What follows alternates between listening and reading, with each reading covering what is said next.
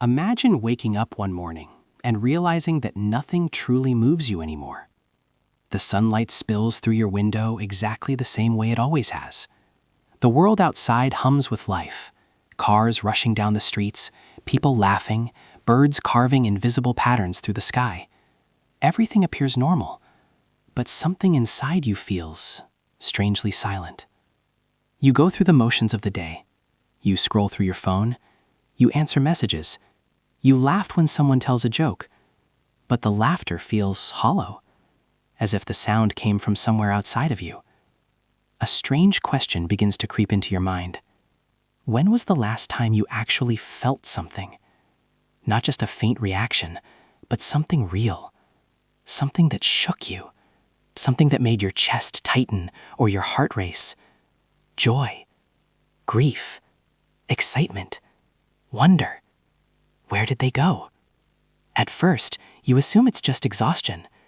Maybe you've been working too much. Maybe life has simply been stressful lately.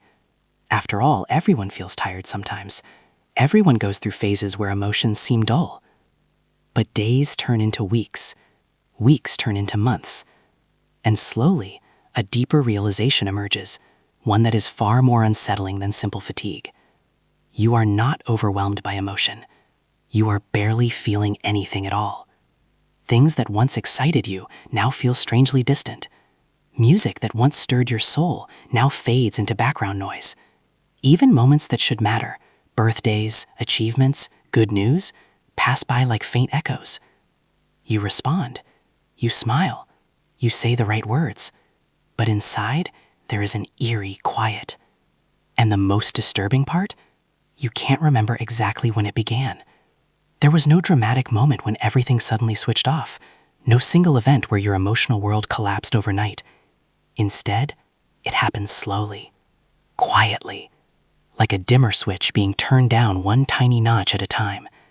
Until one day you looked around and realized the colors of life had faded into shades of gray. This is the strange paradox of emotional numbness. It doesn't feel like suffering, and yet it might be one of the deepest forms of suffering a human being can experience. Because pain at least proves that something inside you is alive. But numbness? Numbness feels like drifting through your own life as a distant observer. You watch yourself speak. You watch yourself move. You watch yourself exist. But somewhere deep down, a quiet whispers a frightening question. Is this really living, or am I just surviving? Perhaps you've noticed it in subtle ways. You avoid difficult conversations, not because they scare you, but because you simply don't care enough to engage. You withdraw from people, not out of anger or sadness, but because connection feels strangely meaningless. Even happiness can start to feel suspicious. Someone shares good news, and you respond the way you're supposed to. That's amazing. But inside, there is nothing. And then another question appears, one that few people dare to confront. What if this numbness isn't accidental? What if it's not just stress or burnout or temporary exhaustion? What if the mind is doing something deliberate?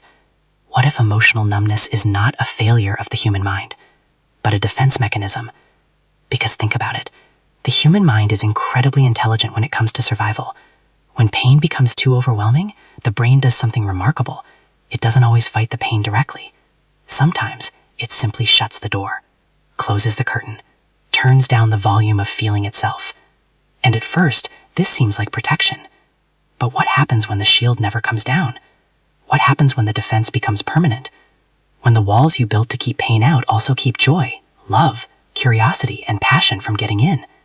Suddenly, numbness reveals its darker secret. It protects you from suffering, but it may also be quietly stealing your ability to feel alive. So here's the deeper question few people ask. If emotional numbness is a defense, then what exactly is it protecting you from? And more importantly, what would happen if those emotional walls suddenly disappeared? Would you finally feel alive again? Or would something far more uncomfortable be waiting on the other side?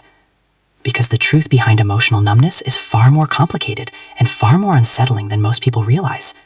And once you begin to understand where it truly comes from, you may start to see your own emotions and your entire life in a completely different way.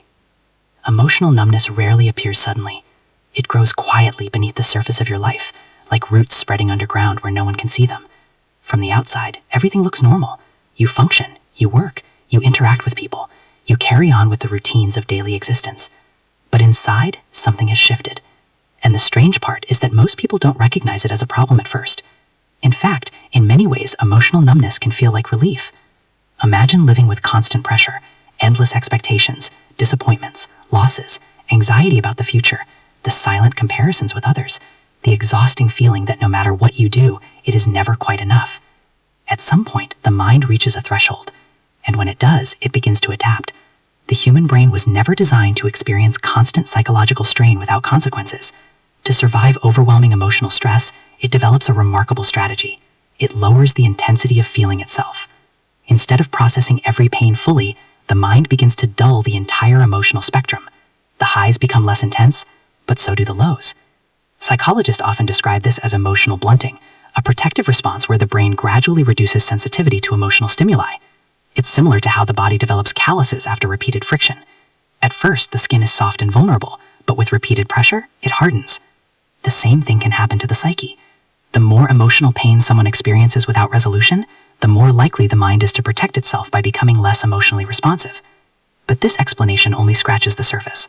Long before modern psychology attempted to explain these mechanisms, certain philosophers had already observed something profound about human nature. One of them was Arthur Schopenhauer. Schopenhauer believed that much of human life is driven by an endless cycle of desire and disappointment.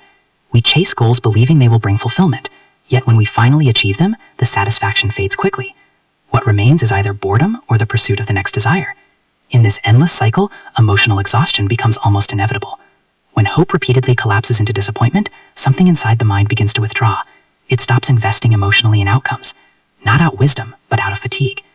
Another thinker who explored this psychological territory was Friedrich Nietzsche. Nietzsche warned that modern societies often encourage subtle forms of psychological suppression.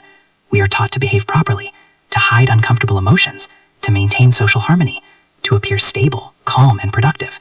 But this constant emotional restraint can have unintended consequences. When people suppress anger, grief, fear, or frustration long enough, those emotions don't simply disappear. They sink beneath the surface of consciousness. And according to Carl Jung, everything that is pushed into the unconscious eventually returns in another form. Jung described this hidden dimension of the psyche as the shadow, the collection of emotions, impulses, and truths we refuse to acknowledge about ourselves.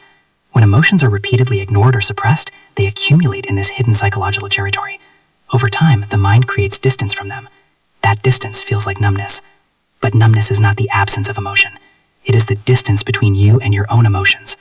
Imagine locking a room in your house because it contains things you don't want to see them. At first, closing the door seems like a solution. The mess is no longer visible. But the room doesn't disappear. The contents remain. And eventually, the house begins to feel strangely incomplete. This is what happens inside the human psyche. Many people believe emotional numbness means they have become strong, that they are no longer affected by pain the way they once were. But more often, numbness is not strength. It is emotional disconnection, a survival adaptation that has remained active for too long. Modern culture intensifies this phenomenon even further. Consider how often we are encouraged to escape uncomfortable feelings. When sadness appears, we distract ourselves. When anxiety rises, we reach for entertainment. When loneliness surfaces, we bury it beneath endless digital stimulation. The world offers an infinite supply of distractions designed to keep us from sitting with our own emotions. And for a while, this works. But something subtle happens when emotions are consistently avoided rather than understood. They stop communicating with us. The signals fade. The emotional system grows quiet. And eventually, the mind enters a strange state where it no longer reacts the way it once did. This is where emotional numbness begins to take root. Not because emotions have disappeared, but because the relationship with them has been severed. Yet there is another layer to this mystery, one that goes even deeper. Because emotional numbness doesn't only emerge from personal pain or psychological defense. Sometimes it emerges from something far more existential. The quiet realization that many of the structures guiding our lives, success, status, routine, expectations, may not hold the meaning we once believed they did. And when that realization begins to surface, the emotional landscape of life can change in ways that few people are prepared for. But what happens next is perhaps the most disturbing part of all. Because emotional numbness doesn't simply remain inside the mind. Over time, it begins to reshape how a person experiences reality itself. And most people never realize just how deeply it has already altered their lives. At first, emotional numbness feels almost invisible. There is no dramatic collapse, no single event that announces something is wrong. Life simply continues, moving forward in the same quiet rhythm it always has. You wake up, you work, you speak to people, you move through the world like everyone else. From the outside, nothing appears broken. But inside, something subtle begins to change in the way you experience reality. The colors of life lose their intensity. Moments that once felt meaningful now feel strangely flat. Conversations become predictable. Achievements feel temporary. Even experiences that should carry emotional weight pass by like faint echoes. You respond. You smile. You say the right words. But inside, there is an eerie quiet. And the most disturbing part? You can't remember exactly when it began. There was no dramatic moment when everything suddenly switched off. No single event where your emotional world collapsed overnight. Instead, it happened slowly, quietly, like a dimmer switch being turned down one tiny notch at a time, until one day you looked around and realized the colors of life had faded into shades of gray. This is the strange paradox of emotional numbness. It doesn't feel like suffering, and yet it might be one of the deepest forms of suffering a human being can experience, because pain at least proves that something inside you is alive. But numbness feels like drifting through your own life as a distant observer. You watch yourself speak,